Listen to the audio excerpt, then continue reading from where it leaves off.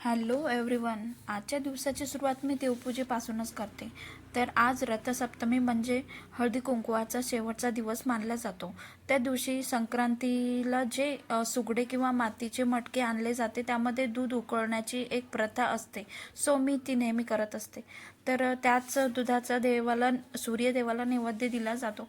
आणि आज खूप जणींकडे हळदी कुंकवाचा कार्यक्रम असल्या कारणाने मी आणि माझ्या मैत्रिणी छानपैकी तयारी करून हळदी कुंकवाला गेलो आणि बघतो तर काय कसलं भारी डेकोरेशन केलं होतं यांनी.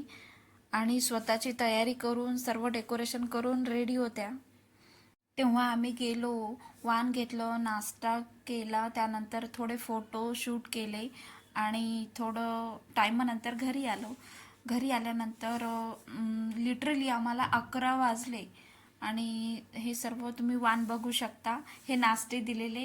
आणि आता 11 वाजलेले आहे. भेटूया नेक्स्ट ब्लॉगमध्ये. तोपर्यंत बाय.